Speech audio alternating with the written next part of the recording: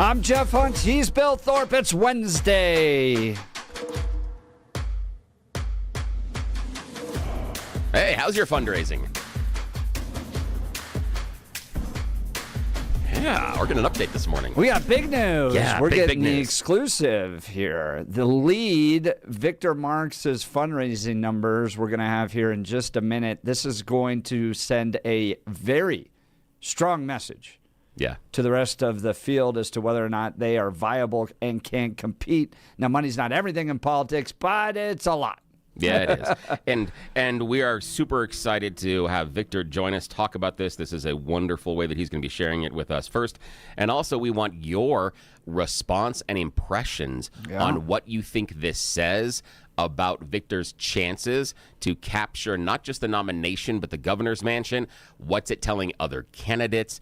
And we want you to read the tea leaves with us this morning afterwards. Absolutely. Victor Marx joining us here in just a few minutes. Then we're going to talk, you're not getting Tabor refunds. So speaking of money, staying with the government and Jarhead's plans and schemes and all the little programs the Democrats build. Can I tell you something that popped into my head when I read this yesterday about the idea that he was floating no Tabor refunds? I had this thought in my mind. How many Democrat lawmakers in the state go, wait, we can do that? We can just say no refund, not give it to people. Hang on, wait, hold on here, because we've been trying all sorts of legal things to take away the Tabor refund. Yeah. We could just declare it. My favorite though was, remember when you did get your refund and he sent a nice little letter with his signature attached to it? It was supposed to be the cashback, but he called it the Koshback because he mispronounced it when he announced it. Oh, did yes, Koshback? He says the Colorado Koshback. Yeah, when he made. Do you think he's sending out a letter today?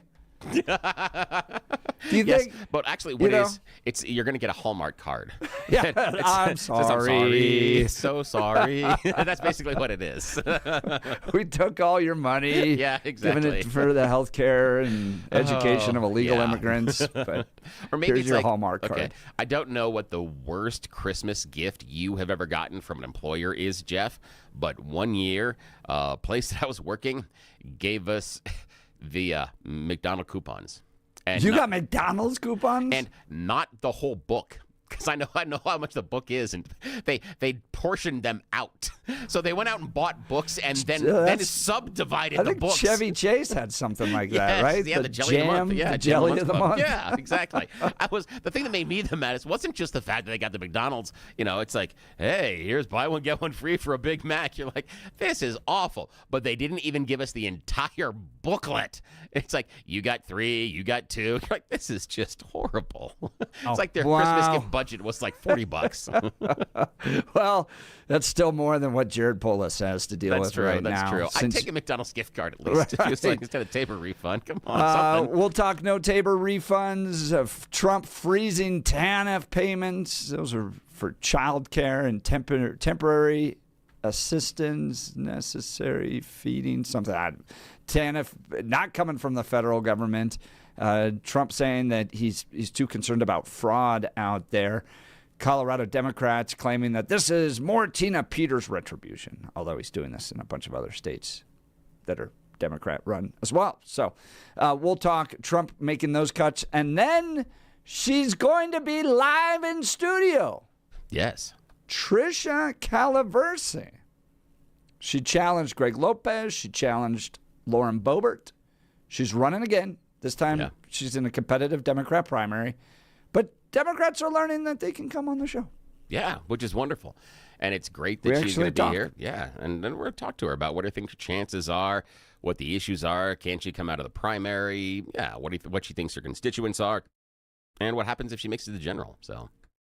So she'll be live in studio directly challenging Lauren Boebert, 9 o'clock hour. Man, what a show. It's going to be hot. But now is time for the news. Blake Olson. Blake Olson, news and comment. Hey, good morning. It is Wednesday on the Jeff and Bill Show. 30 and clear in Denver, expecting a high of 55 today. News sponsored by Pastor Camp Heating and Air Conditioning at 303-777-1234 to learn more about special savings opportunities on Lennox equipment. Our top story, police still pursuing leads after the deadly Saturday shooting in Denver. Someone fired shots, you will remember, into a group celebrating the capture of Maduro. That happened on East Hampden Avenue. One person died and 3 others wounded. Police still trying to identify possible suspects, and anyone with information about the shooting should contact Metro Denver Crime Stoppers. 7 U.S. soldiers were reportedly hurt in the operation in Venezuela. A Pentagon official told MS Now this morning that 7 soldiers were injured during the capture of the narco dictator Maduro and his wife, and that 5 of the 7 have already recovered from their injuries. Venezuelan officials claim that over 70 people were killed in the raid. White House Press Secretary Caroline Leavitt said Tuesday that gaining control of Greenland is a national security priority for the U.S. and that the administration is discussing several options for acquiring it. But Secretary of State Marco Rubio tells lawmakers the administration is not eyeing an imminent invasion and that the goal is to buy the island from Denmark, according to the Wall Street Journal, citing people familiar with the discussion. That's Peter Alexander. The U.S. backing security guarantees for Ukraine. The pledge was made Tuesday at an international summit in Paris where 35 nations vowed to support Ukraine in its war against Russia. I don't trust any of them. No more money for you, EU, including Ukraine. NATO loves that war. They just love it. So do the oligarchs. They just want to keep that thing going. Acting Director Todd Lyons says ICE is taking part in its largest operation ever. ICE agents are going door to door to companies in Minnesota suspected of hiring illegal immigrants, and that investigators from both his department and from Homeland Security are taking part in the operation. Watch out for those Somali pirates. The Pentagon says it'll execute a review of women in ground combat roles. The review, announced Tuesday, is meant to determine their effectiveness 10 years after the Defense Department lifted restrictions against women from serving in combat. Nick Reiner, scheduled to be arraigned today for the murder of his parents last month. Actor-director Rob Reiner and his photographer wife Michelle died from knife wounds a few hours after their son caused a scene at a holiday party. He remains in solitary confinement and under heightened supervision. All right, the Lightning strike the Avs last night, 4-2, the final NHL action in Tampa. College football playoffs continue tomorrow. Miami and Ole Miss in the Fiesta Bowl. 28 in Westminster, 29 in Littleton, 30 in Denver. You are waking up with Jeff and Billy on a Wednesday. Blake Olson, News Talk 710, KNUS. More of the same, sunny to partly sunny skies, unseasonably mild with mid to upper 50s today, lows tonight near 30, and partly cloudy skies, middle to upper 50s Wednesday, 30s Wednesday night. We actually have a change in the weather coming at the end of the week. Actually could have some winter weather. Becoming cloudy Wednesday night with areas of light snow developing Thursday. Highs Thursday will be low to mid 40s and temperatures falling. Light snow Thursday night, much colder upper teens. Cold Friday, a few snow showers, highs 30s. Meteorologist Don Day in the 710 KNUS Weather Center.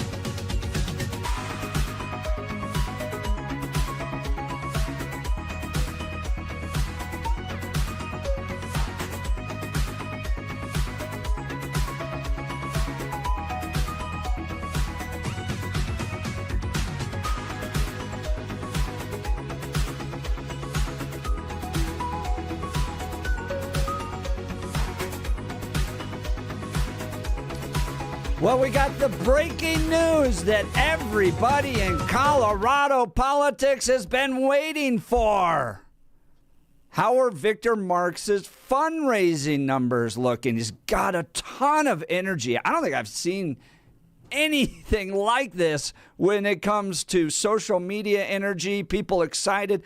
I was at the Charlie Kirk Memorial, and I had just met Victor Marx. I just heard his name maybe a week or two before, and I met him, and great guy, and we're talking. His wife's there. We're having a great time, and then we go out and give our speeches, and I gave my speech, and I sit down, and then Victor gets up and begins to give his speech, and the crowd, I don't think I've ever seen anything like this. The crowd, I mean, responds. There's an energy and an excitement around Victor Marx that I haven't seen with candidates since maybe Donald Trump, where he's connecting with people and people are fired up to be a part of the effort and the movement that he's building. Well, he has his fundraising numbers out, and we are the first to report on him this morning. He joins us live now. Victor Marx, thank you for joining the Jeff and Bill Show. Yeah, good morning. Hey, good morning, gentlemen. Thanks for having me on.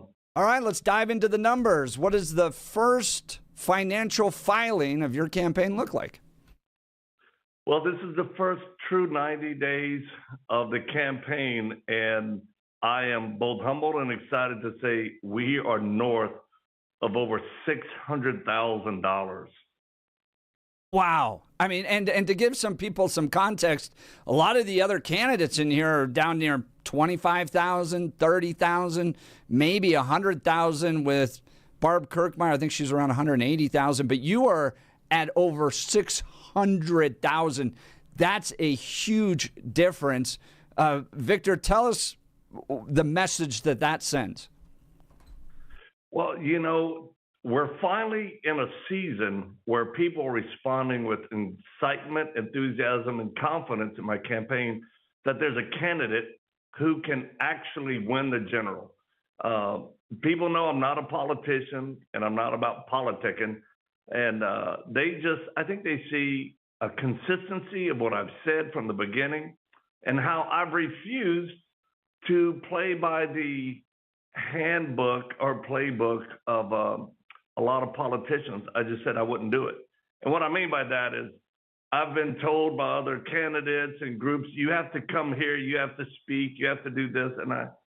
And I would say, well, we have a very disciplined, structured, strategic approach to campaigning. We're going to stick to it. They'd say, but the people need to know. And I would go, well, if the object is to win the general election and I'm winning, I'll stick to what we're doing because the people from all 64 counties in Colorado are proving it that I'm their choice. Yeah, that's a big number. 4,133 donors representing all 64 counties across Colorado. What's your message to the other Republicans in the primary in light of these fundraising numbers? Well, I'll tell you, I appreciate anybody who steps into the public servant ring. It's impressive. What I will say is this. It is time for candidates to say, am I doing this for personal gain, ego, false ambition, or do I really care about the people of Colorado? Because if you care about the people, I'm a uniter, and it's time for us to unite. And I know there have been people who, one candidate left the Republican Party to go independent, and he's a grown man. And I'm not focusing on party labels, but keeping my word, fixing what's broken in this state, people can decide for themselves, but I want to encourage the candidates, just take an honest look. If you cannot win the general, why are you running? It's time to unite. Let that enthusiasm and excitement get behind one candidate that you know that can win. And look, if you end up with a Republican governor, there's lots of other opportunities to serve, lots of different places you can be a part of. So it's not just one person getting elected, it's an entire movement getting elected. We're talking with Victor Marx. He's out with his latest fundraising numbers, his big first financial filing. The campaign has raised over $600,000 as of December 31st, with over $330,000 cash on hand. This is big. This is huge, much bigger than a lot of the other numbers coming in from Republican candidates. Talk to us about the average size of the donations. Are you getting big corporate PAC checks from lobbyists, or these small dollar donations from people across the state? Give us a sense of the types of donations you're getting. Yeah, these are hard-working people who are saying, this is someone I can get behind. You know how many people are telling us this is the first time I've ever given to a campaign? So the gifts, I think they average around, 140, somewhere around there. That is, and I'm telling you, we're humbled by it. So no, we're not getting these huge checks in from lobbyists because I'm not a politician. Now, we've had some people come visit with me that made me promises if I did something, and I politely said, no, thank you, because I can't be manipulated or bought. And I think that the people can understand it. We're trustworthy. My record, my values, and what I've done for the last few decades prove that I can lead the state in a way that honors the people and brings us back to what we really want. And this news comes out right around the same time that Jared Polis is announcing no Tabor refunds. Colorado's more taxed than it's ever been before. There's more fees levied upon people than ever before. The government is bigger than ever before. And you have a record amount of people now leaving the state. The governor announcing no Tabor refunds. What needs to change in Colorado, Victor Marx? Well, we got to get that pirate out of the governor's seat and those that surround him. I'm so fed up, and so are the people, with Tabor's an incredible state constitution for us to control the taxes. And one, there's no refunds because of poor planning, poor management, horrible budgeting. I think he's going to try to run this state into the ground before he, parachutes out of it. And I'm fed up like other people with the political scene. I don't want to hear politicians tell me they have plans. They can do better. If you've been a politician and we're in this state, you need to just sit down and be quiet. That's Victor Marx, candidate for the Republican nomination for governor. Joining Jeff and Bill live, we're talking about his fundraising numbers just dropping this morning, more than $600,000 in that first 90-day cycle. That is a tremendous amount of money compared to everybody else. Now, normally, Mr. Marx, inside of the political sphere, they say that money wins. How often you, myself, Jeff, also the audience here on the Jeff and Bill show, how often have we all heard politicians post-election say, well, the other side just outspent us. The other side had all the money. However, in recent history, Danielle Jurinsky had double, if not 4 times the amount of money of some of her opponents in the Aurora City Council race. Question I've got for you is, how do you protect or prevent the idea creeping into your campaign that you are so far ahead, it doesn't matter? That you guys have already lapped the field. You're running away with the fundraising numbers. How do you continue to maintain your campaign as a grassroots organization instead of looking at this as a fait accompli? Well, Bill, that's a great question. First, we are taking a victory lap right now, but we're continuing in the race. My competitors are not fellow candidates on the Republican GOP side. We're competing against the Democrats, who I'm going to beat come the general election. Today I'm doing fundraisers for the campaign. So I would say this, in the last 50 years, all but 2 governors that were elected did raise the most money. So there's definitely, when I hear people say, I'm only going to raise this much and we'll win, well, I don't believe that. I mean, this is a $25 to $30 million win. And we have the people. And yeah, we are starting, we have a PAC an IEC, I would say, where the larger money can come in, but it's from people, not big organizations that want to control. And this is exciting. I appreciate Danielle. I actually talked to her the other day.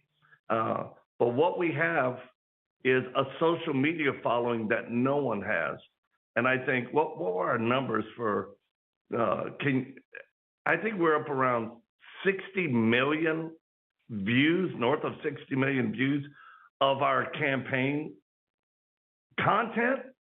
This is beyond what people have ever seen in the state of Colorado, any gubernatorial race here, and including the money raised. So we're setting records, breaking records, and it is proof positive that I'm the people's choice, and people have hope now. So pretty exciting, and we're going to continue not to rest on our laurels, but throttle fully.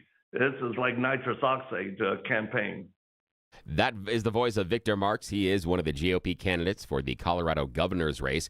We are talking about his fundraising numbers. They're just dropping this morning. This is a first blush exclusive. Nobody else has these numbers until Victor shared them with you, our audience, today. A 90-day cycle, he's raised north of $600,000. Barb Kirkmeyer on the GOP side is the closest, and she's rolling somewhere around $125K. Everybody else down below $50,000. So that's what we're talking about.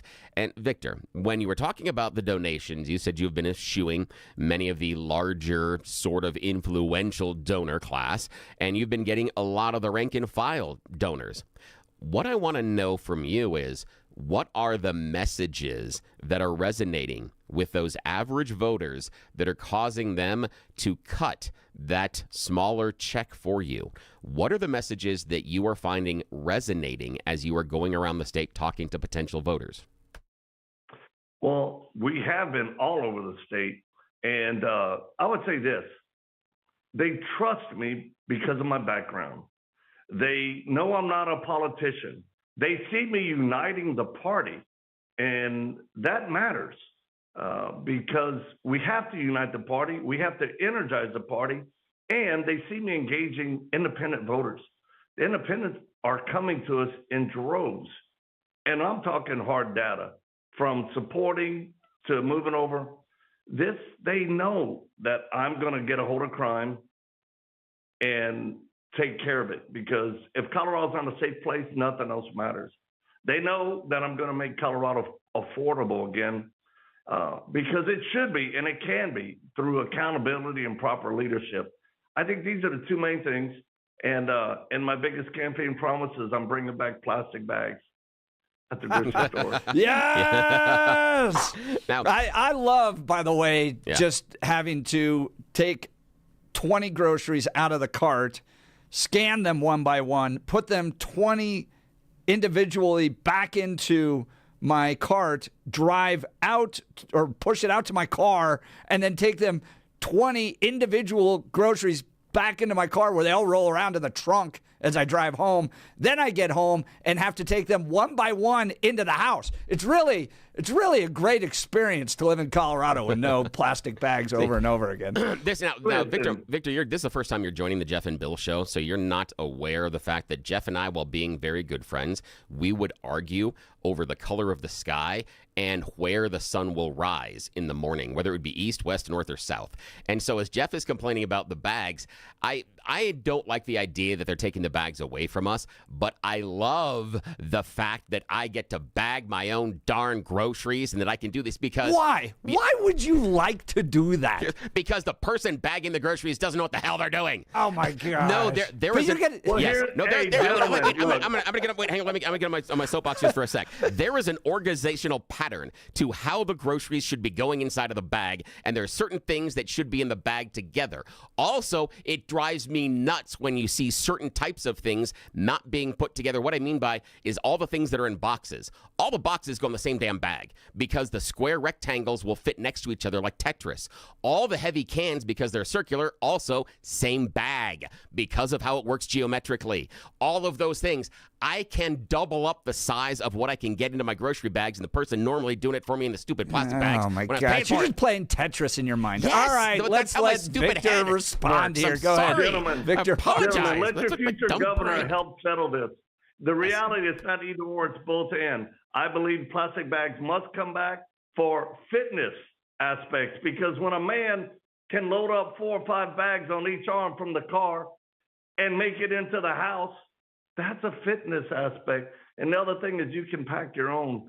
We just need the plastic bags back. It's one of the funniest things I've seen, and the most passionate of people going, "Will you bring them back?" And I'm like, "Yeah, of course." Look at that. Victor Marks uniting Jeff and Bill That's today. crazy. That is unbelievable. Great. Now, Victor, I want to talk to you a little bit when we were talking about the voters that are coming to you. You said you're seeing a lot of people coming to you from the unaffiliated or independent voters inside of Colorado.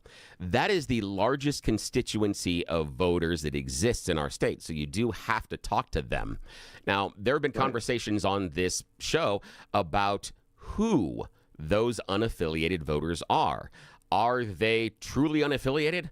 Are they just liberal Democrats that are choosing to not wear the jacket of a Democrat? Or are they unaffected Republicans that have been upset with the direction of the party?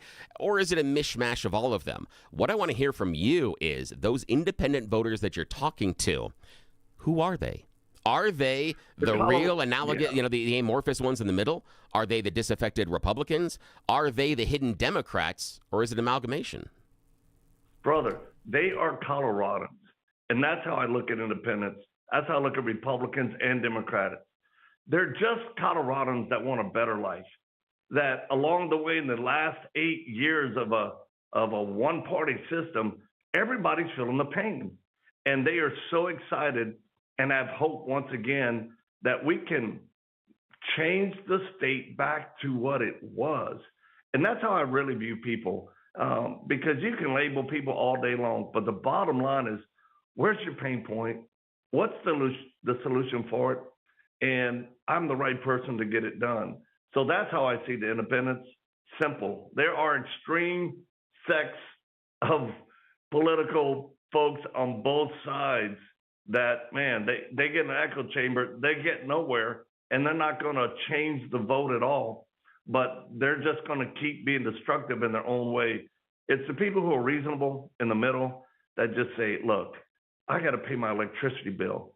How am I going to pay my car registration? I can't afford taxes. It's people like me that say, I've worked hard and long to get a little piece of land and divide it, right? I live on a dirt road. So my kids can move from California back to Colorado. And yet it's taken me almost 5 years. And the permitting and the changes just to divide the land, which I found out last week. Now we have to put in a cistern, an underground cistern, that's going to cost $150,000. Look, we're making for counties unfunded mandates absolutely ridiculous, putting stress on city councils that then have to charge people, regular folks. It's time for us, and look at me, it's not rocket science. I've had people say, well, you're not a legislator. What are you talking about? I don't have to be. A governor is an executive who governs a state and agencies and makes the right choices for the people with, as long as you have the right motives without the false ambition of trying to make things better for yourself. I mean, public service, it's got to go back to public service and common sense. So that's why we're leading. That's why we're not looking back. And I do want to encourage folks, go to our website, victor2026.com. Look at our social media. We've got a new video coming out today. Our endorsements aren't stopping, and it's exciting to see everyone get behind a candidate they can trust, who's not a politician, who will unite the people and the party and get it done. That's Victor Marks. Victor2026.com is his website. Victor, you've been very generous with your time. I want to ask you one more question. We're talking about the campaign revealing today that it has raised $603,000 as of December 31st, with over $330,000 cash on hand. This is huge. It clearly, right now, because we haven't seen anybody else's reports, but from the previous cycle, comparing these numbers to all those previous cycles, you are clearly the front runner right now among Republicans. My question to you is, you're going to face Phil Weiser or Michael Bennet. They seem to have the same message. I'm the key guy who's going to fight Donald Trump. Which message is going to resonate better with Colorado voters? I'm the anti-Trump candidate. I'm going to fight him because every fundraising email I get from Phil Weiser is I'm on lawsuit number 40. I'm on lawsuit number 41, 42 against Donald Trump. All he does is fight Donald Trump. Or what you're talking about, uniting people. What do you think is going to connect with the voters of Colorado better? Well, that one's easy. 2 weeks after I announced in October, I was on the front cover of Michael Bennett's newsletter for his campaign. He put me front and center, attacking me. People ask me, oh my gosh, why is he going after you and no other Republicans? I said, well, for obvious reasons, he's scared. And I'll tell you what, they're like, are you nervous that he's coming at you? I go, nervous? I'm going to send that man a thank you note because he just introduced me to his entire constituency. It doesn't matter what Phil or Michael says. Their record proves that they are inept and they're not the men for the job, or we wouldn't be in the place that we're at. So it doesn't matter the messaging they give. They are spineless, professional, lifelong politicians. And Coloradans, both Republican, Independent, and Democrats, are sick and tired of it. So I'm not worried. Let's go. We're going to win. Victor Marks, Victor2026.com. New video out today. Big numbers announced. Clearly the front runner in the Republican primary for governor, and is really giving the Democrats a good run for his money right now. So, Victor, it's been an honor to be able to have you, to be able to announce these numbers. Thank you for taking time to join the Jeff and Bill show this morning. Yes, thank you so much. You'll have my respect. I appreciate y'all. Thank you, Victor Marks, Victor2026.com. All right, join the conversation. I want to hear from you. I mean, Mark Baisley last cycle was around 38,000. Lopez around 45,000. Barb Kirkmeyer, I think, was around 180,000. Victor Marks, first-time politician, comes in, mostly small dollar donations from all 64 counties, at over $600,000. Is there a message being sent? Is Victor Marks the front runner? Is it time for the field to thin out? Give us a call, 303-696-1971. Text us on the Dan Caplis Law Text line at 720-819-5115, 720-819-5115. All right, let's talk Guy Reese, folks. My wife and I have been talking about updating our home for a while. We took that first step and partnered with Guy Reese on some blinds in one part of our house. We loved them so much, we are going back for a second round in another part of our house. Guy Reese are all over the Denver metro area. We worked with the folks in Parker, got to sit down with their professional designer, and they showed us an incredible selection of Hunter Douglas custom blinds, shades, and shutters. Look, I've never worked with a personal designer before. We used to buy those cheap blinds off the web where you measured them yourself and just hoped they worked, and then eventually the little string in them would break and your blinds would be halfway up on one side. Well, we got to walk through a personal designer who showed us all the options to enhance the look and functionality of our home. I love our Hunter Douglas custom blind shades and shutters. They're remote controlled. There's a little thing on our wall, and I press them and they go up and down. It's so nice. We have blinds on the backside of a bathtub that was built in the 90s. So you have to like crawl up over it to try to lower it, and I hate it. And now I just have a remote control. It just goes up and down. It's so nice. So whether your curtains are clashing or you just want a fresh look, Guy Reese has the solution for you. They're designers or the experts, and they can help you with everything from window treatments to full room decor. Here's the best part. They offer a personalized in-home consultation. They'll come to you, so you can get the same expert advice right in your own home. Do yourself a favor. Get started today. Visit GuyReese.com to schedule your in-home consultation. That's GUIRYS.com.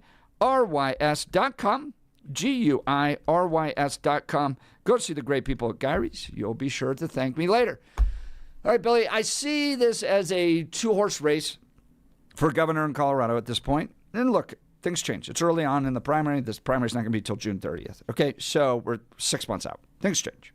And of course they can. But I see Barb Kirkmeyer pulling from a certain type of Republican. I see Victor pulling from another certain type of Republican.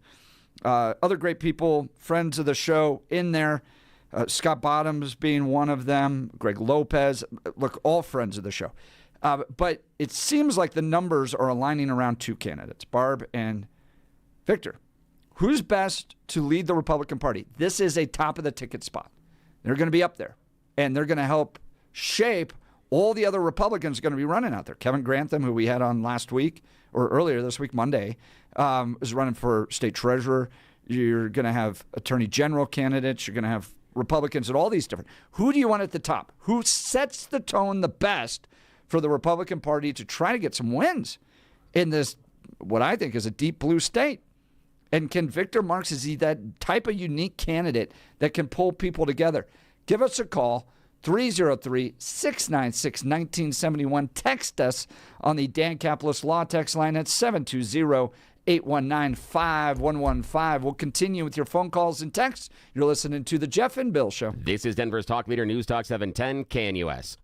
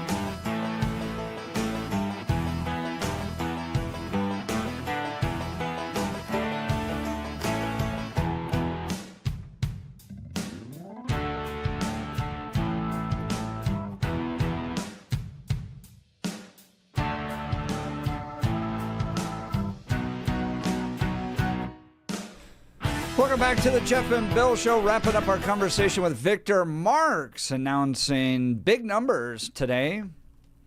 $603,000 raised as of December 31st, his first full quarter running with over $330,000 cash on hand.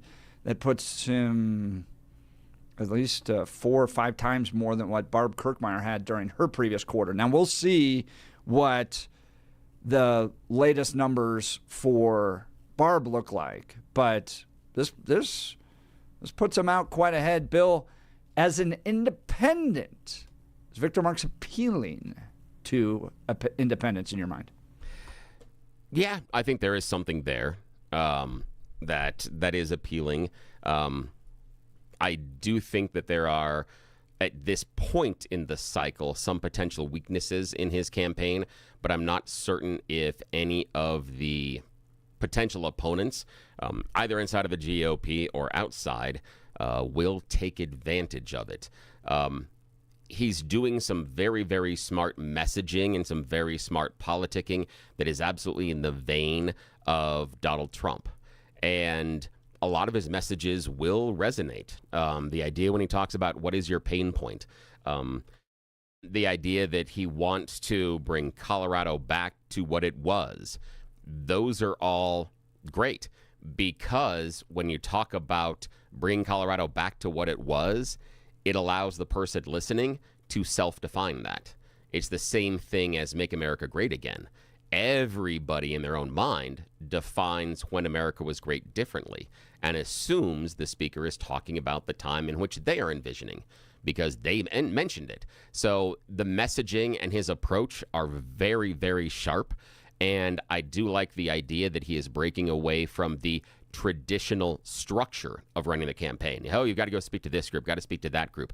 I think that gives him more breath inside of the unaffiliateds, someone that is outside, because the unaffiliateds, we've broken away from the party structure on purpose. And seeing someone that is breaking away from that party structure while still running for candidacy of that party, that is encouraging. That is something that is absolutely appealing inside of the unaffiliateds. And one of the things that I believe Bennett and Weiser are going to have a problem navigating is the same problem that Kamala Harris had navigating. And that being, let's just do more of the same. How many people in Colorado were like, oh, we are on a fantastic path. If we would continue this way for the next 8 to 10 years, my life would be fantastic. Everything's coming up roses. And that's the difficulty. When Kamala Harris stepped up behind Biden and couldn't point to anything she would have done differently, stick a fork in her. That's the problem that Weiser and Bennett are going to have, and especially Bennett. That's going to be a real problem for him about what you're going to do differently. And Victor Marks is talking about doing it differently, and that sells. Yeah, he's got a strong message. I think it does, although 3568 texting in, this is a native Coloradan father. Republican voters will get behind a candidate who actually has solid plans for this state and who has proven experience. Neither of those is in that Cajun, he says. He's not Donald Trump, and that message will not sell in Colorado. Ooh. What do you think? I don't know.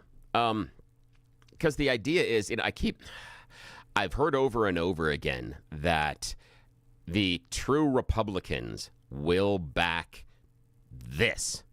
And the true Coloradans will back this. One, we have to look at demographic changes over the previous decades. And also look at the previous decades' track record.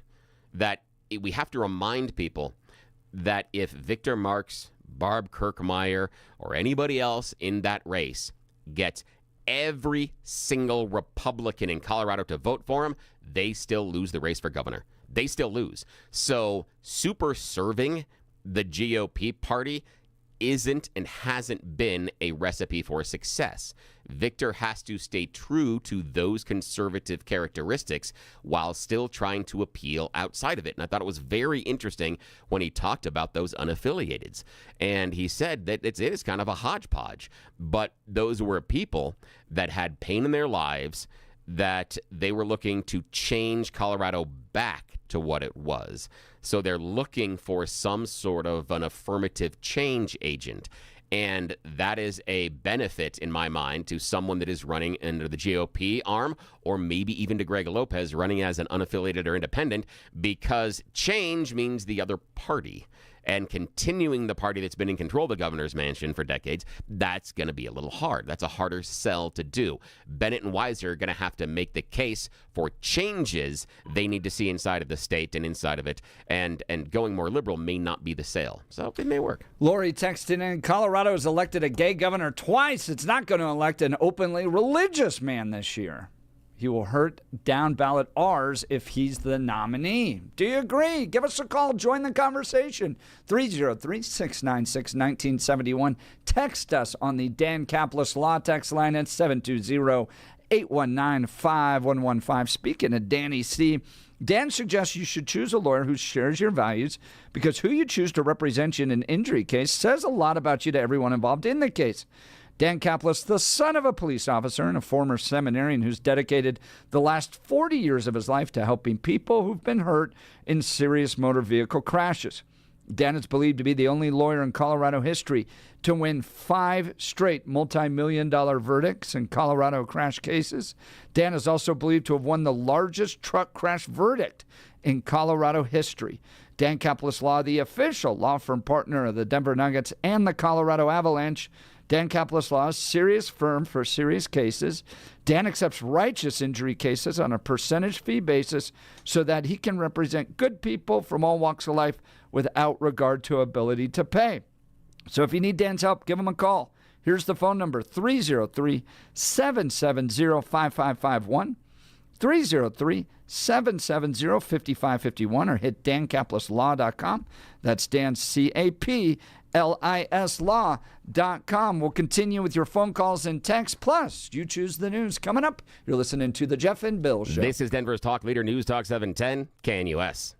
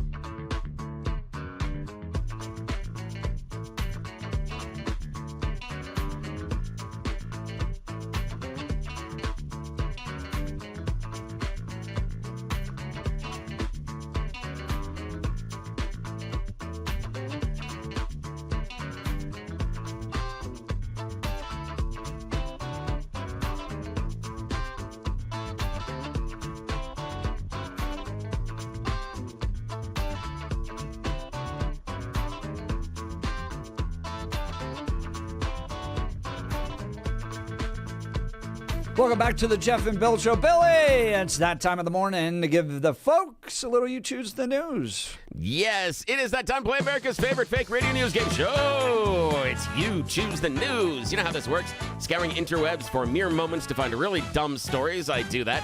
And then I give them even more ridiculous headlines so that we can play this fake radio news game show because it is one giant secret. So, shh, don't tell anybody. The issue is that those in charge would never let us allow to hijack the show in this way and have this much fun and frivolity this early in the morning, but they don't arise until 7. So we are going to take full advantage of being left unsupervised. Blake Olson joins us from the sports and news department. Jeff is in the main studio. I dropped a paper here, so I'm kind of working through things. Okay, here we go. Gentlemen, I now have the papers in my hands.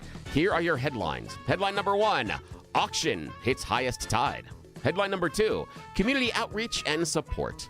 Headline number 3, felony childbirth. And headline number 4, become an online sensation. Mr. Hunt, your choice. Felony childbirth. Yes, felony childbirth. The Kentucky man is now facing felony charges after his new bouncing baby was born. What? Well, it has to do with the fact that he stole mom's car afterwards. Yeah, did that. Wait, the baby did? No, the dad did. Yeah, 37-year-old Christopher Mollett of Tomahawk was arrested just last week following an investigation into the reported theft that happened at Pikeville Medical Center. He was at the hospital to witness the birth of his new baby, but he was not permitted inside due to visitation policies, and maybe he's not necessarily a good dude. But the child's mother, identified by the officers as his ex-girlfriend, allowed him to sit in her vehicle in order to stay warm while she was inside the hospital. Well, after she gave birth, they went to look for him outside, and the car was gone. Well, they reviewed security footage, and he drove away in the car. Mother told officers she attempted to contact Mr. Mollett by phone. He answered and told her where the car is and what I'm doing is none of your business, and then hung up on her. He was arrested 45 minutes later in the car. Yeah, wow. So now he's facing felony. Yeah, yes, new boy. New charges, new felony. Nice job. Way to start the year. Okay. Now, Blake, auction hits highest tide, community outreach and support, or become an online sensation? Community outreach and support. Yes, community outreach and support. Now, Constable Elston Bostock says he was just doing a lot of good outreach to the community and supporting his fellow officers.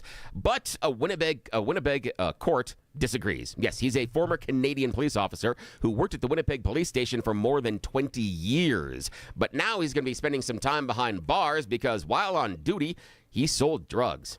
A lot of drugs. While in uniform, out of his police car.